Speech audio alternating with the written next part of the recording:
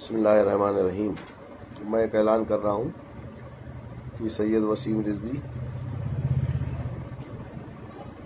से हमारा कोई ताल्लुक़ नहीं है। मैं उनका भाई हूँ छोटा, न मेरी माँ का है, न मेरे भाई का है, न मेरी बहन का, किसी का कोई ताल्लुक़ नहीं है उनसे। वो पागल हो गए हैं, मजनून हो गए हैं। वो जो समझ में आते हैं वो करते हैं। न वो नमाज न रोज़ा कुछ करते नहीं, न उनको दीन न इस्लाम से कोई मतलब है, इसलिए वो इस तरह की बातें बोलते हैं। जो दीन और इस्लाम से जुड़ा होता है,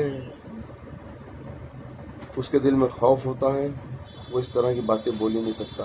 वो किसी के इशारों पे ये सब बातें बोल रहे हैं। कौन उनसे कहला रहा है, कौन पॉलिटिक्स कर रहा है, ये मैं इसमें नहीं पढ़ना चाहता। लेकिन बहरहाल मेरा उनसे ताल्लुकात 3 साल से कुछ नहीं है और मैं अपने घर में रहता हूँ। यहाँ से उनसे कोई ताल्लुक़ नहीं है। कश्मीरी मोहल्ले से उनका कोई ताल्लुक़ नहीं है, ना वो कश्मीरी मोहल्ले में आते हैं। कोई भी महल्ले वाला ये गवाही दे दे, खड़ा होकर कह दे कि वसीम रिजवी मेरे घर आते हैं या वसीम रिजवी कश्मीरी मोहल्ले आते हैं।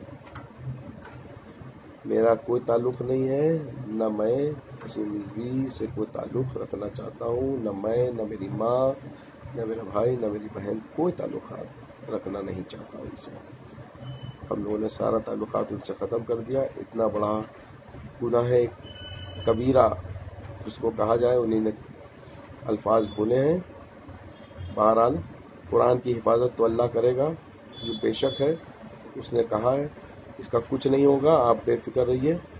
उसमें से न एक नुक्ता हटेगा, न एक ज़बर हटेगा, न ज़ेर हटेगा। बहरहाल कुरान पे हमले बहुत हुए हैं, पहले भी हुए हैं और आगे भी होंगे, लेकिन उसकी हिफाजत अल्लाह करता रहेगा। आमीन।